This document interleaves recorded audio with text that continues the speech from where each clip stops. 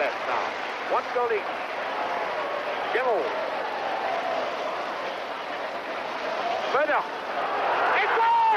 Celtic has scored! Towards Colin Steen. Here's Steen, it's a goal! It's a goal by Steen, what a goal!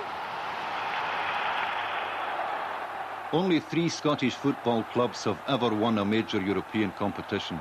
But just as the names of famous battles can be seen in the streets of a small town, so Scottish success in Europe finds a hopeful echo among the humbler Scottish clubs.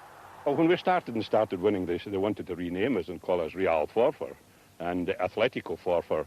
But it doesn't look really realistic as we look across the country just now. But, you know, there's wonderful things have happened in this world, and you never know. You never know might be the motto of provincial Scottish football. The pub wisdom among supporters of the less successful teams has always been the opposition only have 11 men in the park, the same as we have. Unexpected things can happen, and they often do. When St Mirren started to score against Slavia Prague, they were breaching more than a defence. They were puncturing an assumption. One of the most famous European capitals wasn't necessarily superior to a grey west of Scotland town. As the realisation grew of what was happening, Paisley became for a night one of the footballing capitals of Europe. St Mirren were not only scoring a victory, they were fulfilling for their fans the dream of every smaller club's supporters. If it can come true for them, why not for us? That dream of an identity expressed on the football park is the first key to the importance club football has had in Scotland. But the harsh truth is that very few of the smaller clubs have ever fulfilled that dream, except in a comparative way. Their historic victories have tended to be against opposition even less well known than themselves. Stirling Albion's most spectacular win came in the Scottish Cup on the 8th of December 1984. They won 20-0, but then their opposition was Selkirk, a name illustrious more for rugby than for football. The Arbroath team of 1885 won 36-0 in the Scottish Cup, but the defeated side, Aberdeen Bonaccord, is reputed to have been a cricket team. Perhaps they played with bats. More substantial realisations of the small club's dream have happened. In 1938, East Fife became the only second division club to win the Scottish Cup. The Cup has always been the most likely route for a small club towards success. Unlike the sustained effort required to win the league, the Cup is a more immediate and dramatic competition. To fans and players alike, it offers sudden death or sudden glory. In 1952, before 136,000 fans, the glory went to Motherwell. Their hold on the substance behind the dream was brief.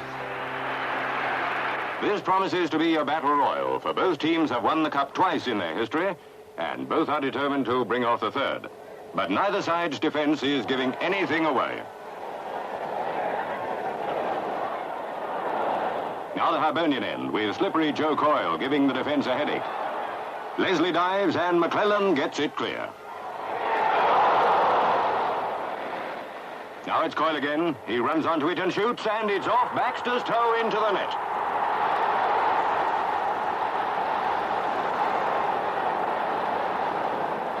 And so the battle sways to and fro, with Hibs doing their best to land that precious equaliser. But Clyde hang on to their lead till the end, and when the whistle blows, it's Harry Haddock who receives the cup from Mr. John Park, President of the Scottish FA. Well done, Clyde. You earned it the hard way against very determined opponents.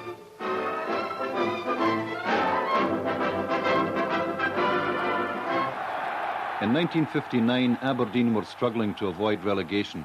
St Mirren hadn't been doing too well in the league either when the Scottish Cup competition began, but the two teams contested the Cup final. Tommy Bryceland gave the first indication that St Mirren were going to win the Scottish Cup for only the second time. His improvised dance would be more fully developed in the streets of Paisley later that day. St Mirren had cause for pride. They were a part-time team who had the individual talent and self-confidence to beat Celtic 4-0 in the semi-final.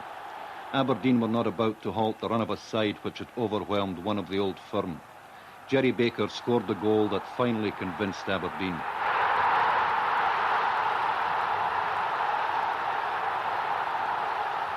St Mirren 3, Aberdeen 1. In 1961, Dunfermline Athletic were in the Scottish Cup final for the first time. They refused to be intimidated by Celtic. The game came to be known as Connacht's Final, in honour of the Dunfermline goalkeeper. But another famous name played some part in the victory. And that's Jock Steen coming in. I've never seen such a bunch of sandboys. Not all the less famous teams have had their greatest moments in the Cup. McLean. It's a beautiful one. Straight as a goal. In 1965, on a day as bright as the memory of a childhood summer, Kilmarnock needed to beat Hearts by 2 goals to win the Scottish League. They had been runners-up for the 2 previous seasons. Still Black. Putting it forward to McElroy. And it's a goal! But it still only needed Hearts to score 1 goal to win the title. Ferguson. Well, I don't know how long this game's going to go on. It's played well overdue by me. A great save! Magnificent save by Ferguson. Willie Waddle has gone mad. He's running onto the field. There is Willie Waddle. Right on he goes. There is Willie Waddle, and what a joyful man he must be. Fantastic scenes.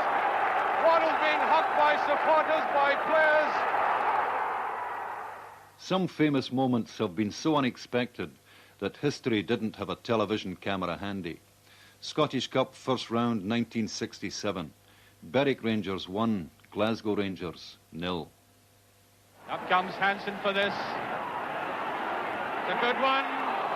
Cleared off the line. And it's there. It's a goal.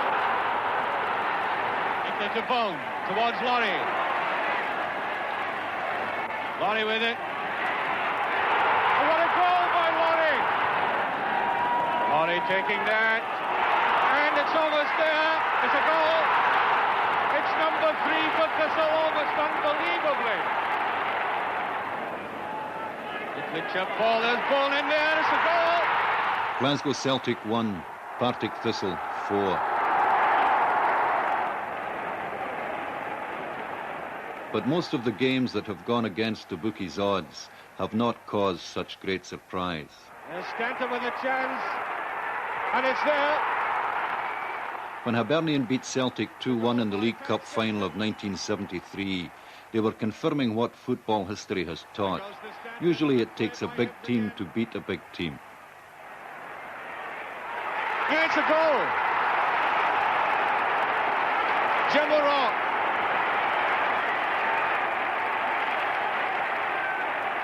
In Scotland, the major clubs have tended to divide the honours among themselves.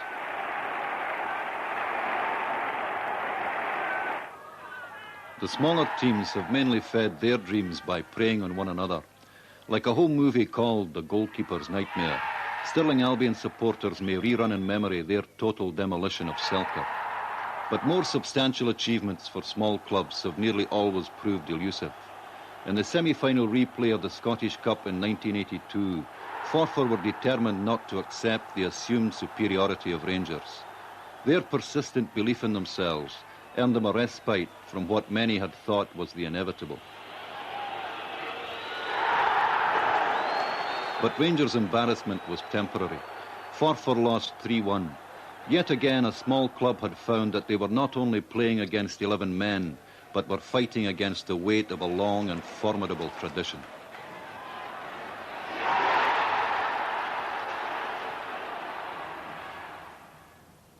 Glasgow Rangers' splendid trophy room at Ibrox Park is a reminder of the difficult process the dream of any small club must undergo before it is realised.